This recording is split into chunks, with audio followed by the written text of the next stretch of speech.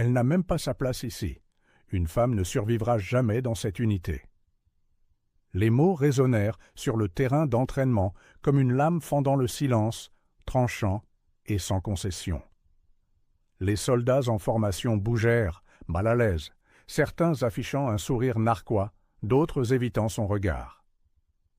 Au centre de tout cela se tenait le soldat Helena Carter, la mâchoire serrée, les yeux fixés droit devant elle, comme si l'insulte ne l'avait pas atteinte, bien qu'à l'intérieur, elle la touchât plus profondément que n'importe quelle blessure qu'elle avait connue. Elle s'était entraînée pendant des années, avait enduré des épreuves physiques et réussi chaque test exténuant.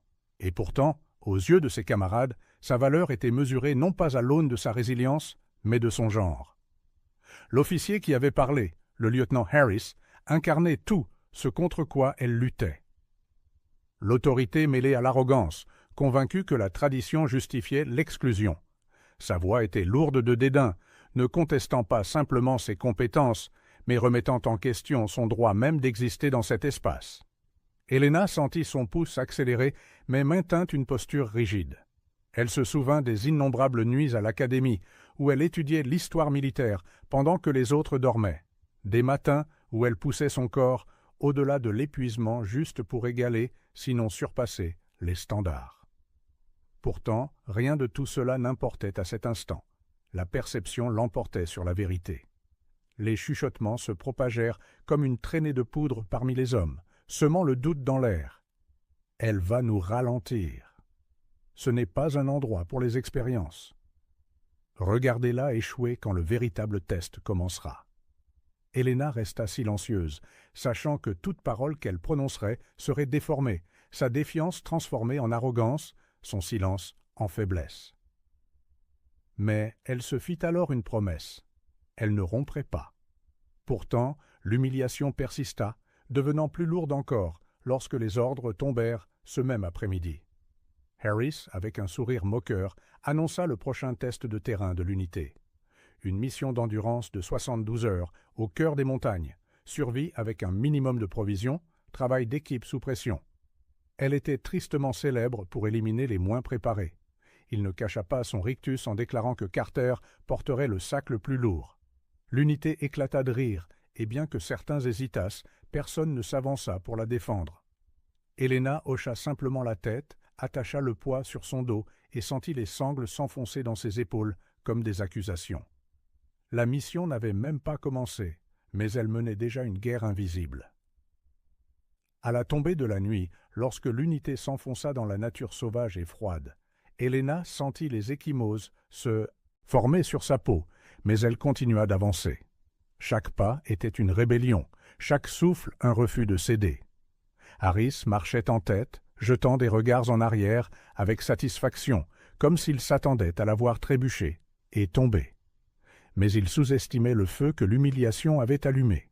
Ce qu'il ne savait pas, et ce que personne ne soupçonnait encore, c'est qu'à l'intérieur de son casier, caché parmi des uniformes soigneusement pliés et des bottes usées, se trouvait un secret qui changerait la façon dont chaque homme de cette unité la regarderait. Ce n'était pas une arme, ni un symbole de pitié, mais une vérité si puissante qu'elle ferait taire chaque murmure, écraserait chaque ricanement. Et bien que le monde autour d'elle restât aveugle pour l'instant, Helena portait ce secret comme une armure, attendant le moment où il se révélerait. L'air de la montagne était impitoyable, tranchant les uniformes des soldats et rongeant leurs os. Après des heures de marche, le poids sur les épaules d'Helena semblait être de plomb. Pourtant, elle refusait de faiblir. Chaque pas était une preuve, non seulement pour eux, mais pour elle-même, qu'elle avait sa place. Autour d'elle, les plaisanteries de ses camarades se firent plus bruyantes, masquant leur propre épuisement par des rires à ses dépens. « Fais attention, Carter, » marmonna l'un d'eux. « Ne te casse pas un ongle. » Un autre gloussa. « Je parie qu'elle ne tiendra pas jusqu'au lever du soleil. » Les mots étaient des armes, subtiles mais acérées, chacune conçue pour percer l'armure qu'elle portait sur son âme. Elle resserra sa prise sur son fusil et continua d'avancer.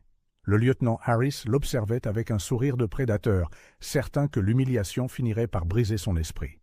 Pour lui, cette mission ne relevait pas de l'entraînement, mais de la démonstration d'un principe. que la tradition devait rester intacte, que le champ de bataille n'était pas un lieu pour les femmes. Mais Helena savait mieux. Le champ de bataille ne se souciait pas du genre, seulement de la force, de la stratégie et de la résilience. Et elle possédait ces trois qualités, affûtée par des années à mener des batailles que personne ne voyait. À l'aube, lorsque l'unité atteignit le premier point de contrôle, des ampoules lui brûlaient les pieds et les muscles de son dos criaient au secours. Harris annonça une pause de 2 heures, mais avant que quiconque puisse s'asseoir, il la désigna. « Carter, puisque vous êtes si déterminé à faire vos preuves, vous prendrez le quart de nuit, seul. » Les hommes échangèrent des regards, certains apitoyés, d'autres amusés, mais aucun ne protesta. Helena hocha simplement la tête, bien que la fatigue pesât lourdement sur ses paupières.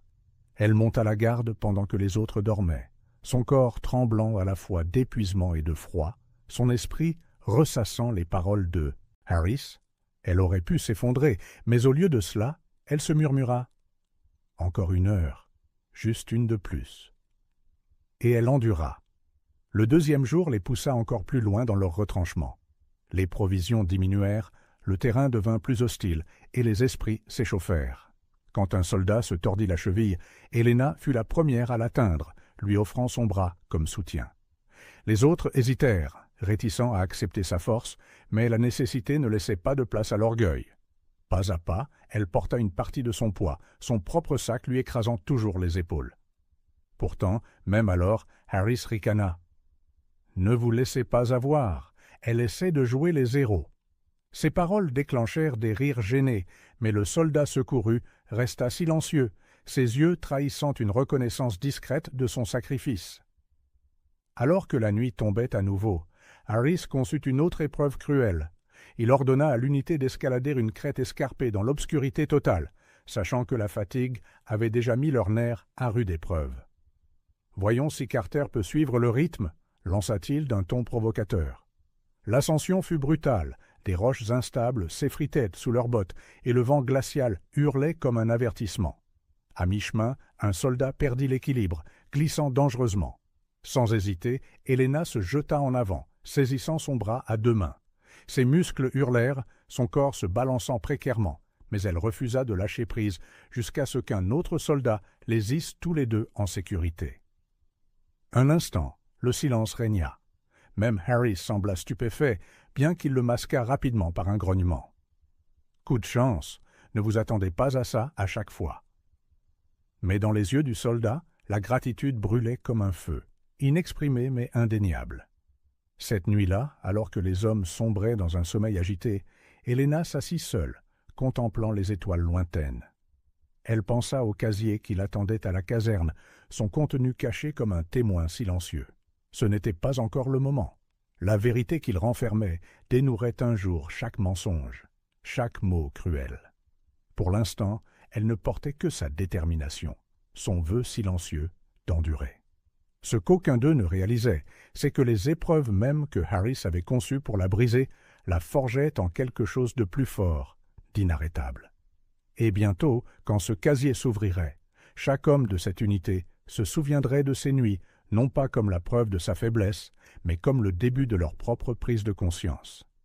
Le 3e matin arriva avec un orage. Des nuages sombres déferlèrent sur les montagnes, et la pluie tomba à verse comme un assaut sans fin, trempant chaque uniforme et transformant les sentiers en rivières de boue. L'unité avançait péniblement, leurs bottes s'enfonçant à chaque pas, leur patience s'effilochant à chaque rafale de vent. Harris aboyait des ordres plus forts que le tonnerre, mais ses yeux ne quittaient jamais Helena. Il attendait, désirant ardemment le moment où elle s'effondrerait pour pouvoir prouver qu'il avait raison. Pourtant, elle avançait d'un pas régulier, le visage strié de pluie, la respiration contrôlée, l'esprit intact. Après des heures sous l'orage, le désastre frappa. Un sac de provisions glissa dans le torrent en contrebas, emporté avant que quiconque puisse réagir. La panique éclata. Ce sac contenait la trousse médicale, essentielle à leur survie. Harris cria à quelqu'un de le récupérer, mais personne n'osa. La rivière rugissait comme une bête, froide et impitoyable. Sans hésiter, Helena laissa tomber son sac et plongea. L'eau s'agrippa à elle, l'entraînant vers le fond, la projetant contre des rochers acérés. Mais elle lutta, les dents serrées, les yeux brûlants contre la morsure du courant.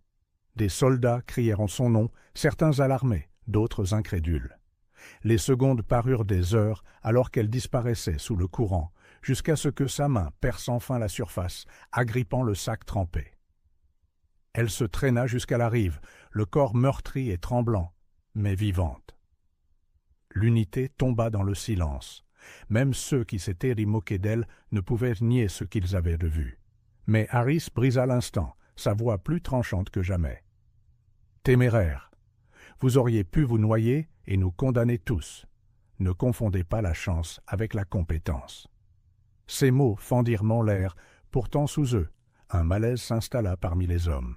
Ils avaient commencé à la voir différemment, bien qu'aucun n'osât l'admettre à voix haute. Cette nuit-là, alors que la pluie se calmait, Helena s'assit près du feu mourant, les mains à vif et ensanglantées. Elle se souvint du secret qu'elle avait caché dans son casier, la lettre pliée avec soin, la médaille enveloppée dans un tissu, la vérité que personne ici ne connaissait. Son père, un héros de guerre décoré, était mort au combat des années auparavant, laissant derrière lui un héritage de courage et de sacrifice. Peu de gens savaient qu'Helena était sa fille, car elle avait choisi le silence. Elle n'avait jamais voulu de favoritisme, jamais voulu que son chemin soit facilité par un nom. Elle voulait gagner sa place, même si cela signifiait porter le poids du dédain. La médaille et la lettre étaient des rappels, pas des boucliers. Elles étaient la preuve du sang et du sacrifice, un héritage qui vivait dans ses veines.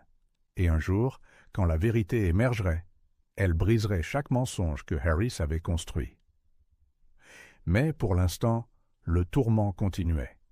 Sur la dernière étape de la mission, Harris les poussa plus durement.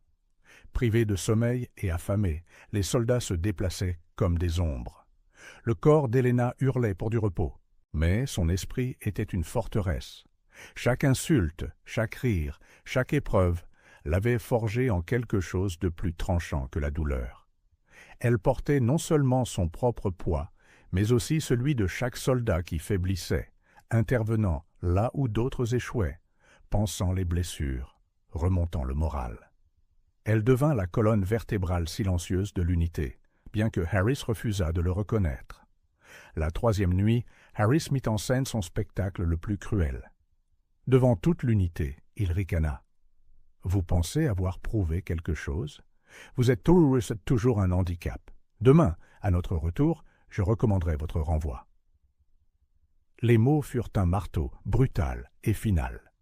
Des rires fusèrent parmi quelques-uns, mais ils étaient forcés, mal à l'aise. D'autres baissèrent les yeux, honteux, mais sans voix. La poitrine d'Helena se serra, mais elle soutint son regard, sans ciller. « Si c'est ce que vous croyez, dit-elle calmement, « alors je laisserai mes actes parler plus fort que vos mots. » Sa voix était ferme, fendant la nuit comme de l'acier. Et pour la première fois, Harris n'eut aucune répartie. Il se détourna simplement, la mâchoire contractée. Quelque chose avait changé, bien que personne ne pût encore le nommer. L'orage était passé, mais un autre, bien plus grand, se préparait. Un orage qui éclaterait au moment où son casier serait ouvert et où la vérité qu'il contenait serait exposée aux yeux de tous. Quand l'unité retourna enfin à la base après 72 heures implacables, l'épuisement leur collait à la peau. La boue séchait sur leurs bottes, des bleus coloraient leurs bras et la faim rongeait leurs estomacs.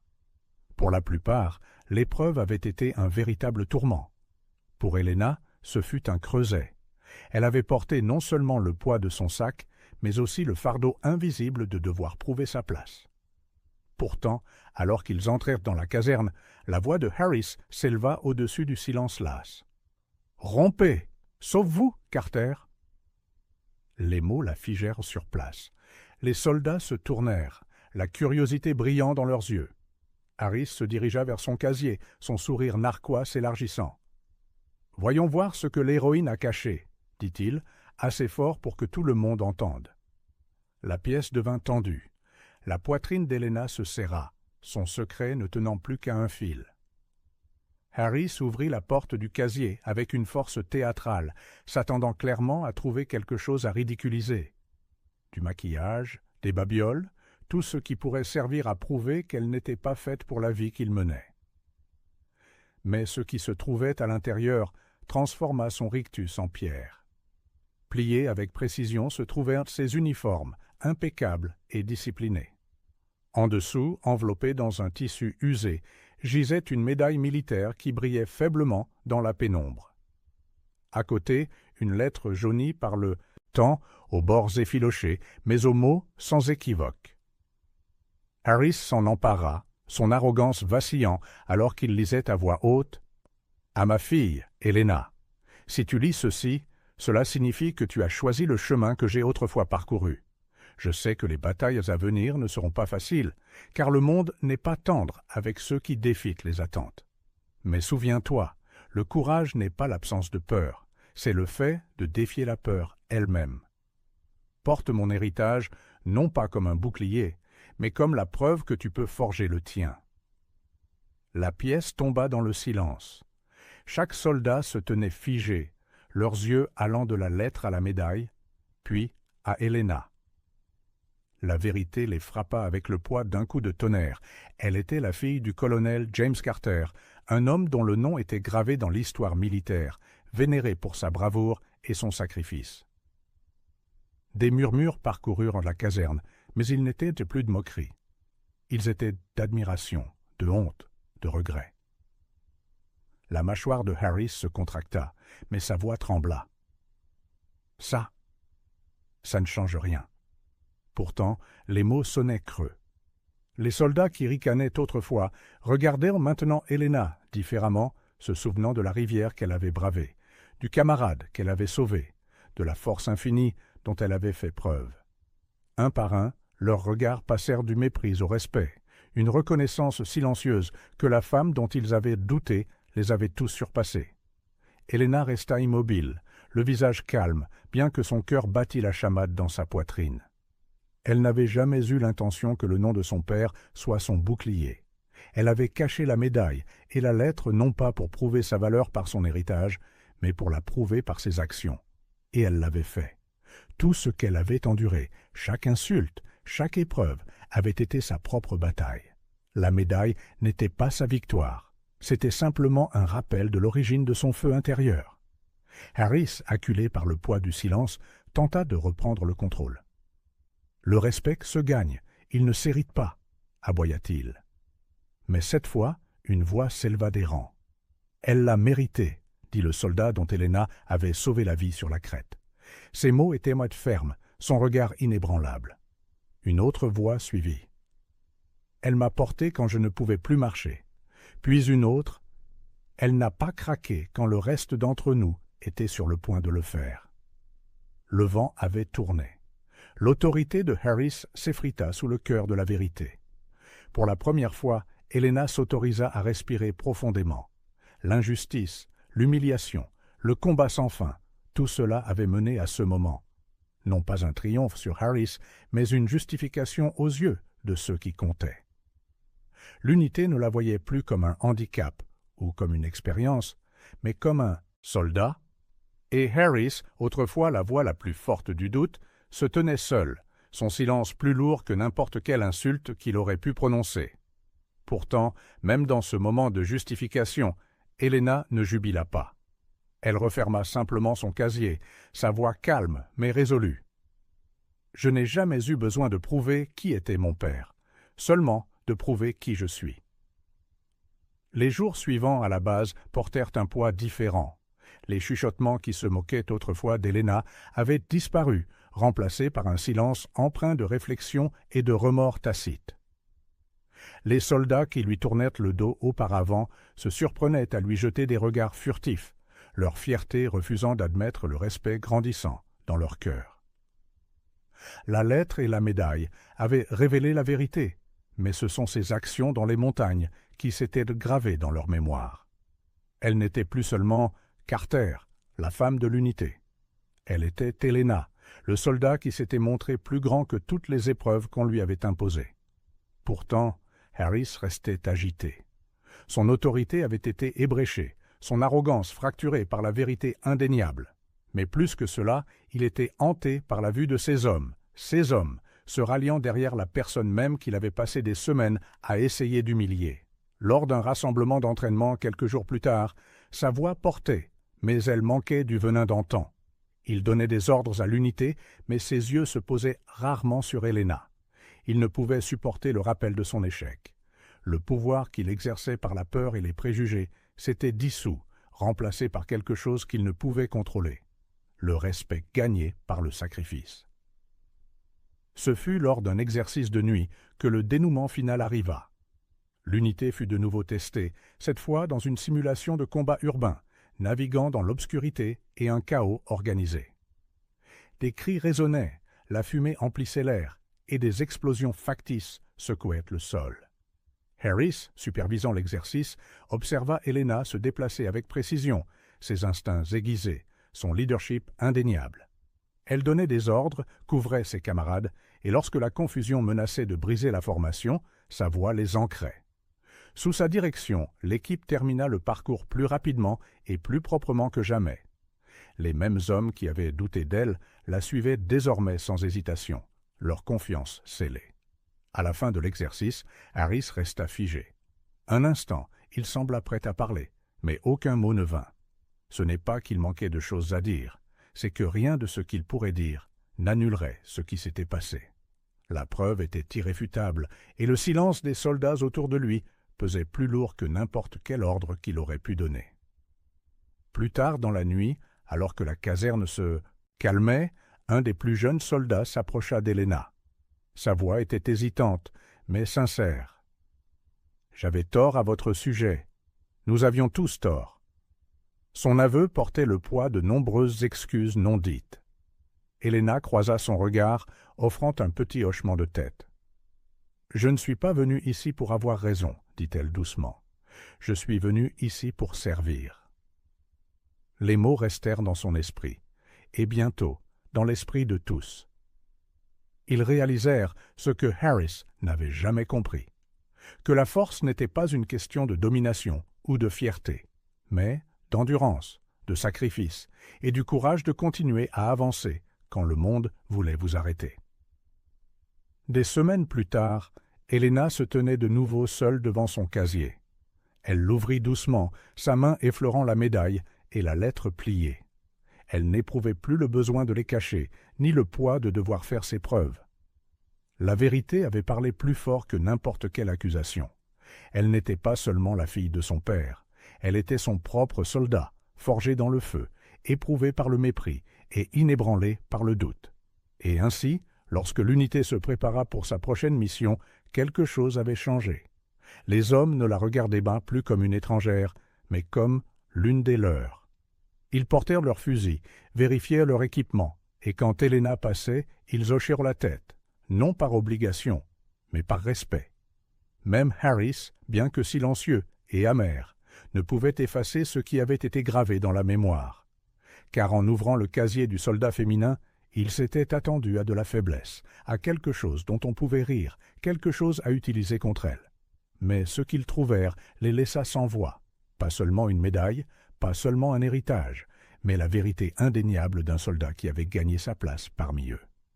Et dans ce silence, Helena Carter se tint enfin libre, non pas du poids des attentes, mais de l'ombre du doute, sa présence n'étant plus remise en question, sa voix n'étant plus ignorée. Le casier avait révélé un secret, mais son parcours avait révélé quelque chose de bien plus grand, la force inébranlable d'un soldat qui avait refusé de plier.